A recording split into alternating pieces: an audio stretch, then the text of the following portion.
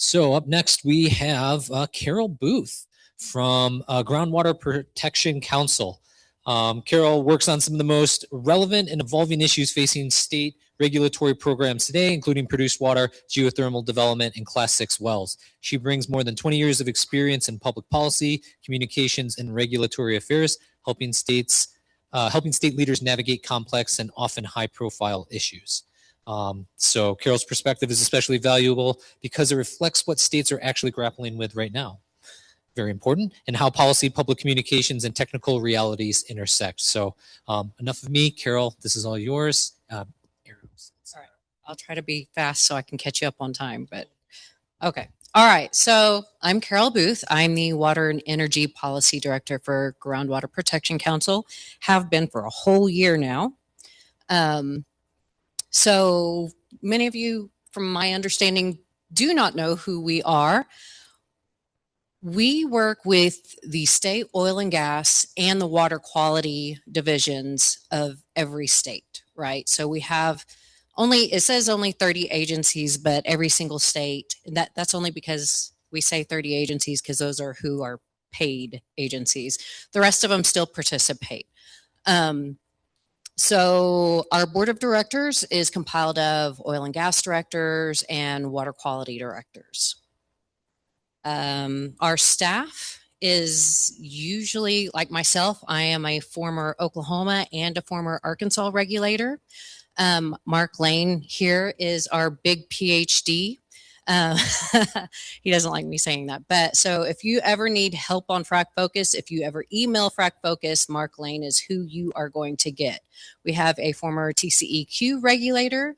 We have Utah, Colorado, Pennsylvania. We have several former regulators that way we can help regulators figure out what they're doing, right? We are the go-to association. Whenever Secretary Corey in Arkansas has an issue, he calls me to call all the other state regulators. And so I am the go-to, as they like to term it, the official cat herder of state regulators. I don't know if any of you have heard of RBDMS.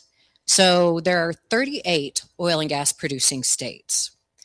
Of those 38 oil and gas producing states, we have 25 of them that have our software program, which is risk-based data management system, right? And we are also the creators and managers of Frac Focus. RBDMS offers all of these responsibilities. They're like apps, and state regulators pick and choose what they need for their particular regulatory programs. We also are the creators of WaterStar for New Mexico State with help from Mike Hightower back in 2019. We have several DEQs or environmental quality divisions that also use WaterStar for their programs. Okay, so for this conference or meeting, what is GWPC's interest? Any interest of a state regulatory agency is what we're interested in. If I get a call on produced water, I am going to go out and figure out what we need to do. Funny enough, I got a call in October from DOI, DOE, and EPA all in the same week in regards to the Permian Basin and what we're doing. They're like, they have no capacity. They have no idea what we're going to do. How do we reuse it? Is there potential for data mining? That's the big thing right now, of course, is AI and data mining. They want to know how we can get that done and what are the regulatory barriers for the states. And so I've been working with the states on figuring out how to get that pendulum moving again. I also need to say, so I used to be with the Interstate Oil and Gas Compact Commission for 10 years, and that's another reason I get called on this. And in 2016, I put together a produced water workshop, and it was EPA, state regulators, industry, and some other NGOs, and some geologists, and just a whole huge group, right? Jim Kenney was then EPA, so he was a part of that group. And so we are returning back to that workshop and bringing back all of those people. And I'm hoping Kenny comes back and joins that again, because we are reigniting, as we said, the Produced Water Task Force. And I'll talk more about that in a second. GWPC has two different big publications on produced water that some of you may have heard of. One is the Produced Water Volumes and Management. From my understanding, the volumes that GWPC collects for our volumes and management is the most accurate volumes that you are going to get. We work with every single state regulator. We pull from all of our data management systems, and like, this is as close as you're going to get. The last one was 2021. Hasn't changed much from my understanding. And next year, we are going to be revisiting that and pulling new data. But we have to get the produced water report updated first. So this, you guys are probably all know very well. This is the reason why we have to look for reuse and produced water, right? But right now, what my state regulators are interested in is the pending ELG study, Sean, right? And we've been promised this for so long. The chair of my Produced Water Task Force is Tom Crowpatch, and he lets me know once a month. He read this study over a year ago. Where is it? I've been promised that. I've been promised that. The other part is RCRA subpart D. And the reason why we're concerned is because it hasn't been reviewed since 2019. And according to rules and regulations, it's supposed to be reviewed every 3 years.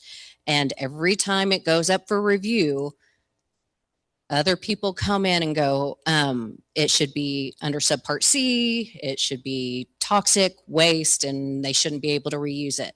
And that could really hinder states, that could hinder industry. So we are always putting together templates for commenting. We've put together a template for states to comment on the ELG study when it comes out, as well as for the RCRA in case that does get reviewed. Another reason, and it's not up here, I talked to the states because I sent out a survey last month since we're updating the produced water report. One of the things that I keep hearing over and over again from all of my states is they need incentives for operators to reuse it. Because even though Texas and New Mexico have more incentives, my North Dakota, Ohio, Pennsylvania, even Alberta, who is kind of one of my members, they have disposal capacity. They have water. So they need incentives. They need to give everybody a reason to reuse it, right? And so that's another thing that we got to figure out. So Produced Water Task Force, it was created right after the workshop, 2017, 2018, brought together a huge group of multi-stakeholders, and we're bringing them back.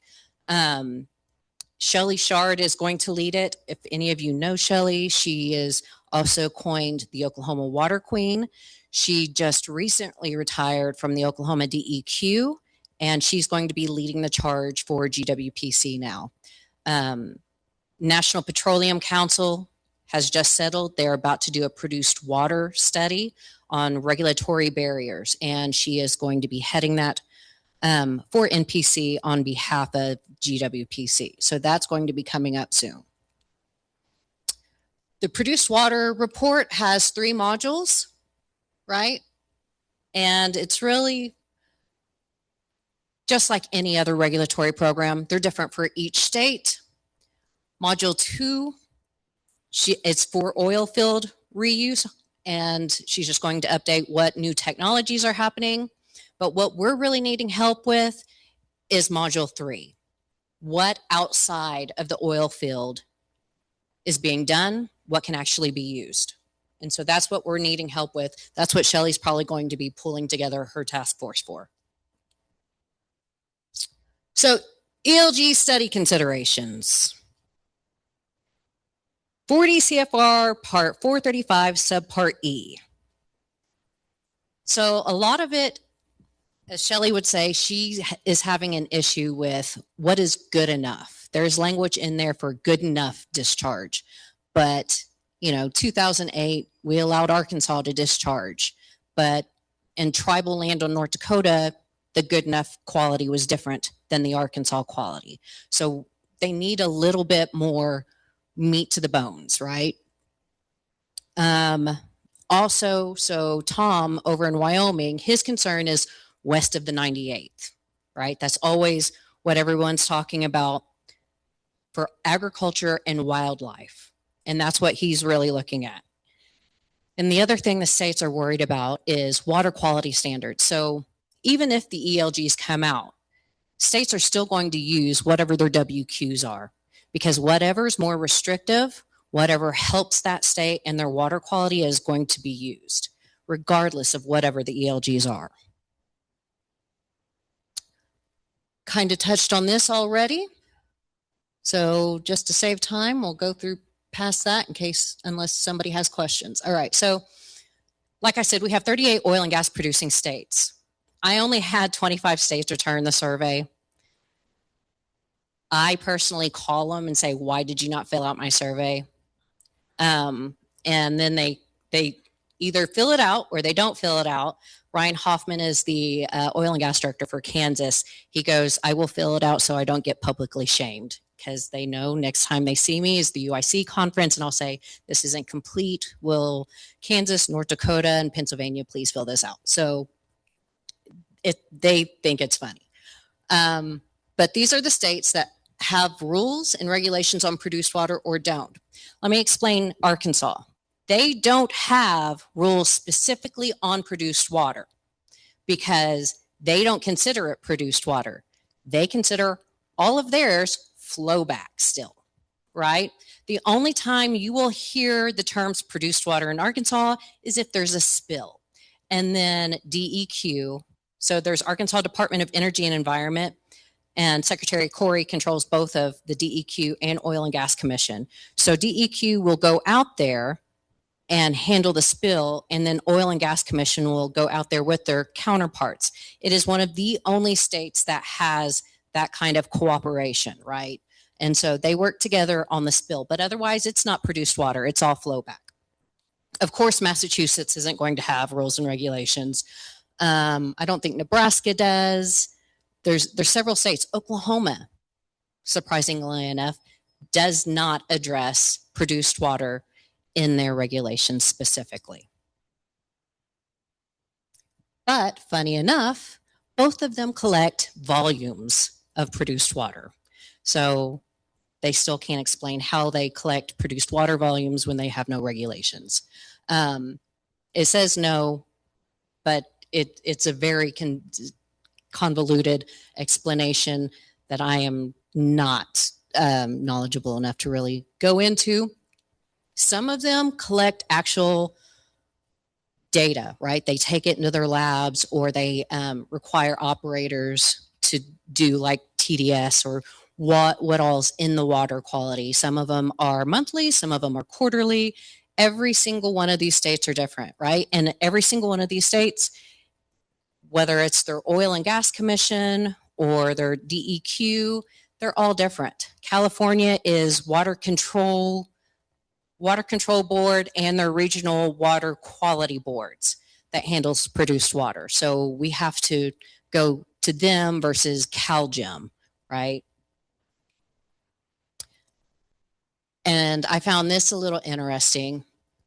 These are either what they currently are doing in their states or what they would like to do. Every single state regulator are a lot like our industry partners. They all would like to see reuse of produced water. They know that it's being disposed of, but there is a reuse purpose, right? They want to be environmentally friendly. They want to be able to do this. Their number one, I feel like everyone's number one was critical mineral extraction. And so I think it was you that showed our critical mineral study. So we hired Kyle Murray to do the critical mineral study on produced water. It's funded through the Groundwater Research Education Foundation, which our foundation is fully supported by industry. So anything industry gives us to the foundation, our 501c3, they asked us to do studies, and one of those studies was critical minerals. The other one is UIC marketing materials, public outreach, and so I have class 2 and class 1 marketing materials that are going to be launched next month. Just a shameless plug there. But yeah, so these are all uses that they would like to see. Utah's having issues. They're introducing House Bill 295 again. They're having issues because their state engineer's office, their constituents are water right owners, and water right owners aren't going to get the money if it's being reused, right? If oil and gas operators are reusing it, that's less fresh water money that they're going to get. Wyoming actually already has land application permits, has for some time. No one is using them. New Mexico, they are currently applying for primacy for surface water discharges and developing state permitting program for surface waters of the state. So all of them are saying they just want consideration policies to support the clarity of waste disposal. And you have to know, one concern, which has always been the concern as long as I've been doing this, is when EPA or anyone else puts out anything, is just because it works for the Permian doesn't mean it's going to work for the Marcellus, right? And so that is a huge concern for them, and why they need to see what's going on with the ELGs soon, hopefully. Railroad Commission, just because of my background, Railroad Commission has asked me, so I don't know if you guys know Chairman Wright, has asked me personally to help him with produced water outreach materials, and I told him that I would be working with Dr. Stoll in that, because that's his big flag. So we are going to be putting together everything that I've put together for all the other UIC materials.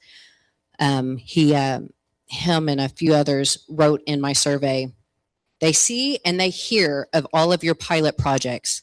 We hear you bragging about your results, but little on mainstream data, right? So they want the mainstream data. They want to be able to put it out, because not only do you feel like you're being attacked, but it's the regulators. If they permit it, if they send it out there, it's them that's going to get hacked away, right? So when hydraulic fracturing first came out, it was an F word. And it was the hardest thing ever when I have California Independent Petroleum Association handing out hats that say, keep calm and frack on.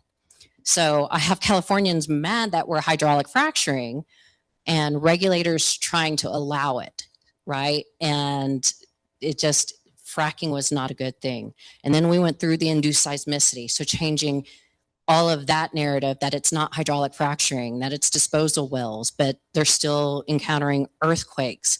So GWPC and IOGCC put together the primer, 137-page primer, in how to minimize those risks, right? Minimize and mitigate. That's always been the thing.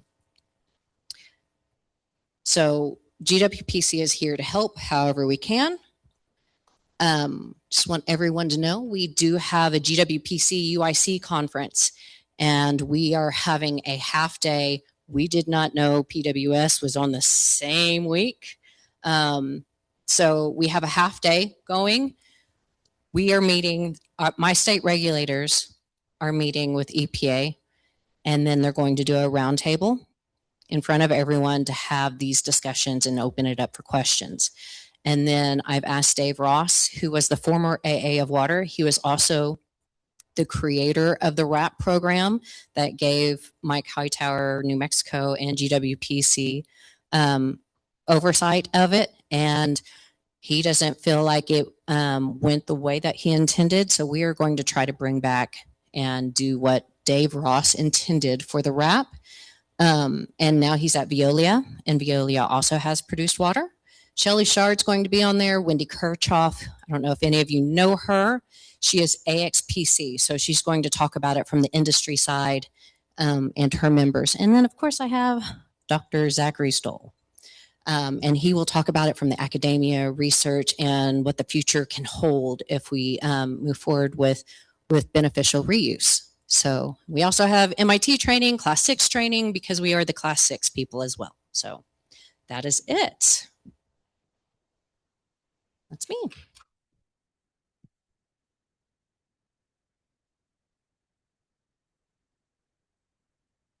I need it.